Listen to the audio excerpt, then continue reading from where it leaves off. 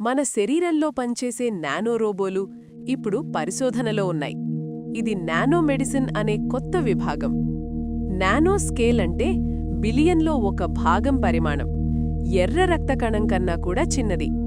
ఇవి రక్తనాళాల ప్రవాహాన్ని అనుసరించి కదులుతాయి, నాళాల ఆకారానికి తగినట్లు నావిగేట్ చేస్తాయి. నానో క్యారియర్లను ఇంజెక్షన్ ద్వారా పంపుతారు. మాత్రల రూపంలో పంపే పరీక్షలు కూడా జరుగుతున్నాయి.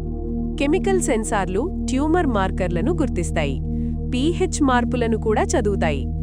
లక్ష్య కణాల ప్రొఫైల్ ముందే ప్రోగ్రామ్ చేస్తారు. తప్పు కణాలపై పని కాకుండా నియంత్రణ ఉంటుంది. తయారీ క్లీన్ రూమ్ నానో ఫ్యాబ్రికేషన్లో జరుగుతుంది. అతి సూక్ష్మ కాలుష్యమే విఫలతకు కారణమవుతుంది. గోల్డ్ నానో పార్టికల్స్ సెన్సింగ్కు ఉపయోగపడతాయి.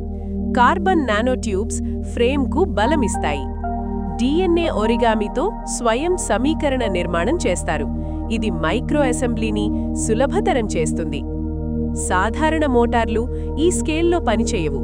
ఎలక్ట్రోకెమికల్ యాక్చువేషన్ వాడతారు. రక్త ప్రవాహాన్ని రవాణా మార్గంగా వాడతాయి. ఇది ఎనర్జీ వినియోగాన్ని తగ్గిస్తుంది.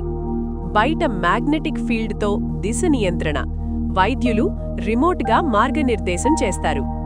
ఎంజైమ్ రియాక్షన్తో మైక్రోప్రొపల్షన్, గ్లూకోజ్ నుంచి తక్షణ శక్తి ఉత్పత్తి. బ్యాటరీ అవసరం లేకుండా పనిచేస్తాయి. శరీరంలోని కెమికల్ ఎనర్జీ సరిపోతుంది. బయోపాలిమర్ షెల్ ఇమ్యూన్ గుర్తింపును తగ్గిస్తుంది. ఇది బయోకంపాటిబిలిటీని పెంచుతుంది. లోపల డ్రగ్ రిజర్వాయర్ ఉంటుంది. నానో వాల్వ్ తెరిచినప్పుడే విడుదల. టిష్యూ మ్యాపింగ్ తర్వాత లక్ష్య ఎంపిక, తర్వాతే చికిత్స ప్రారంభం. క్యాన్సర్ కణాల మెంబ్రేన్ మార్కర్లు వేరు, రోబోలు వాటినే గుర్తిస్తాయి. మందు కేవలం లక్ష్య కణంలోకి ప్రవేశిస్తుంది. సైడ్ ఎఫెక్ట్స్ గణనీయంగా తగ్గుతాయి. ఆర్టరీ ప్లాక్ తొలగించేందుకు మైక్రోటూల్స్, బ్లాకేజ్ లోపలే క్లియర్ అవుతుంది. క్లాట్ ఏర్పడే ముందు డిటెక్షన్ సాధ్యం. హార్ట్ అటాక్ ప్రమాదం తగ్గుతుంది. మెదడులో సూక్ష్మ రక్తస్రావం గుర్తింపు, స్ట్రోక్ రిస్క్ ముందే హెచ్చరిక. గ్రోత్ ఫ్యాక్టర్లతో టిష్యూ రీజనరేషన్, హీలింగ్ ప్రక్రియ వేగవంతం. రోబోలు బయటి ఏఐకి టెలిమెట్రీ పంపుతాయి. డాక్టర్ లైవ్ డేటాతో నిర్ణయం తీసుకుంటాడు. గ్లూకోజ్ మార్పులకు అనుగుణంగా డ్రగ్ విడుదల, క్లోజ్ లూప్ థెరపీ అమలు. మిషన్ పూర్తయితే రోబో విడిపోతుంది, ఫిల్ట్రేషన్ ద్వారా బయటికి వెళ్తుంది.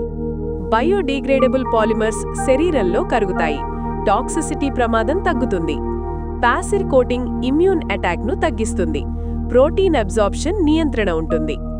కొన్ని సందర్భాల్లో ఇమ్యూన్ సెల్స్ గుర్తిస్తాయి. ఇది ప్రస్తుతం పరిష్కరించాల్సిన సమస్య. నావిగేషన్ లోపం టిష్యూ డ్యామేజ్కు దారితీయవచ్చు. మల్టీలేయర్ కంట్రోల్ అవసరం. డివైస్ కమ్యూనికేషన్ హ్యాకింగ్ రిస్క్ ఉంది. మెడికల్ సైబర్ సెక్యూరిటీ కీలకం. ప్రస్తుతం జంతు ప్రయోగాలు ప్రధాన దశలో ఉన్నాయి. మనుషులపై పరీక్షలు పరిమితం. లాంగ్ టర్మ్ టాక్సిసిటీ ఇంకా పూర్తిగా తెలియదు. రెగ్యులేటరీ అప్రూవల్స్ కఠినం. మాస్ ప్రొడక్షన్ ఖరీదైన ప్రక్రియ. ఒక్క డోస్ ఖర్చు ఎక్కువ. కట్లేని మైక్రో సర్జరీలు పెరుగుతాయి. ఇన్వేజివ్ ట్రీట్మెంట్ తగ్గుతుంది. డాక్టర్లు రోబోట్ ఫ్లీట్ ఆపరేటర్లు అవుతారు. డేటా ఆధారిత నిర్ణయాలు పెరుగుతాయి. హాస్పిటల్ అడ్మిషన్ అవసరం తగ్గుతుంది. హోమ్ థెరపీ సాధ్యమవుతుంది.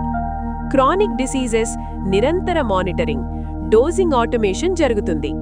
ప్రివెన్షన్ మెడిసిన్ ప్రధాన పాత్ర పోషిస్తుంది. వ్యాధి రాకముందే చర్యలు. బయోసెన్సార్ డేటాతో ఎర్లీ డయాగ్నోసిస్, ప్రోయాక్టివ్ ట్రీట్మెంట్ ప్రారంభం. శరీరంలో యంత్రాల వినియోగంపై నైతిక ప్రశ్నలు, నియంత్రణ హద్దులు నిర్ణయించాలా? హెల్త్ డేటా ప్రైవసీ రక్షణ అవసరం. చట్టపరమైన గార్డ్ రైల్స్ ఉండాలి. తప్పు వినియోగం సామాజిక ప్రమాదం. కఠిన నియంత్రణ తప్పనిసరి. ఇది ఇంకా కమర్షియల్ ప్రొడక్ట్ కాదు, పూర్తి రీసెర్చ్ దశలోనే ఉంది. కొన్ని అప్లికేషన్లు దశాబ్దంలో రావచ్చు. పూర్తి నానో రోబోలు ఇంకా సమయం పడుతుంది. పర్సనలైజ్డ్ మెడిసిన్ సాధ్యమవుతుంది. జెనెటిక్స్కు అనుగుణంగా చికిత్స. ల్యాబ్ కాన్సెప్ట్ ఇంజనీరింగ్ ప్రోటోటైప్గా మారింది. ఇప్పుడు స్కేల్ సమస్య మిగిలింది. బయాలజీ రోబోటిక్స్ కలయిక వేగంగా జరుగుతోంది. ఇది నానో మెడిసిన్ యుగం.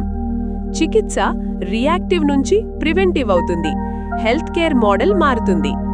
రోబోలు నిర్ణయాతలు కావు, డాక్టర్ పర్యవేక్షణ తప్పనిసరి. ప్రతి మిషన్ సేఫ్టీ లాగ్స్తో ట్రాక్ అవ్వాలి, ఆడిట్ ట్రైల్స్ అవసరం. ప్రయోగ ఫలితాలు డేటాతో ధృవీకరణ, ఎవిడెన్స్ బేస్డ్ అప్రోచ్ అవసరం. ఈ టెక్ అందరికీ చేరేలా పాలసీలవసరం, ఎలైట్ యాక్సెస్కు పరిమితం కాకూడదు. గ్రామీణ హెల్త్ కేర్కు స్కేలింగ్ ముఖ్యం, యాక్సెస్ గ్యాప్ తగ్గాలి. ప్రభుత్వ నియంత్రణలు స్పష్టంగా ఉండాలి, ఎథిక్స్ బోర్డుల పర్యవేక్షణ అవసరం. డాక్టర్లు, బయో ఇంజనీర్లు కలిసి డిజైన్ చేయాలి, సేఫ్టీ బై డిజైన్ అవసరం. విద్యా వ్యవస్థలో నానోమెడిసిన్ని చేర్చాలి, కొత్త నైపుణ్యాలు అవసరం. రోబో అసిస్టెడ్ హాస్పిటళ్లు సాధారణమవుతాయి, హెల్త్ కేర్ ఆటోమేషన్ పెరుగుతుంది. డిజిటల్ ట్విన్తో ముందస్తు సిమ్యులేషన్, థెరపీ రిస్క్ ముందే పరీక్ష. ఏఐ డయాగ్నోసిస్కు కేంద్ర పాత్ర, డెసిషన్ సపోర్ట్ మెరుగవుతుంది. ఎమర్జెన్సీ స్పందన వేగంగా మారుతుంది, చికిత్స ఆలస్యం తగ్గుతుంది. హెల్త్ మేనేజ్మెంట్ వ్యక్తిగతీకరణ, లైఫ్ స్టైల్కు అనుగుణంగా ప్లాన్. దీర్ఘాయుష్యు సాధ్యమయ్యే అవకాశం, జీవన నాణ్యత మెరుగుపడలా. కొత్త టెక్తో కొత్త రిస్క్స్ వస్తాయి, రిస్క్ మేనేజ్మెంట్ అవసరం. నానో రోబోట్స్ మెడిసిన్ను తిరగరాస్తాయి, ఇది ప్రారంభ దశ మాత్రమే. శరీరం ఒక స్మార్ట్ బయోసిస్టమ్ అవుతుంది, లోపలే స్వయం చికిత్స. భయంతో కాదు, శాస్త్రీయ అవగాహనతో స్వీకరణ, సరైన సమాచారం కీలకం. టెక్నాలజీ వినియోగం మన నిర్ణయాలపై ఆధారపడి ఉంటుంది, భవిష్యత్తు మన చేతుల్లోనే ఉంది. ఇది భవిష్యత్తులో సాధారణ వైద్యం కావచ్చు, ఇప్పుడు నూతనంగా అనిపిస్తుంది. హెల్త్ టెక్ బాధ్యతతోనే వాడాలి, భద్రతకు ప్రాధాన్యమివ్వాలి. రోబోలు సహాయకులు మాత్రమే, మానవ నిర్ణయం కేంద్రంగా ఉంటుంది. నానోమెడిసిన్ మీ జీవితాన్ని ఎలా మార్చగలదు? మీ అభిప్రాయం కమెంట్స్లో చెప్పండి.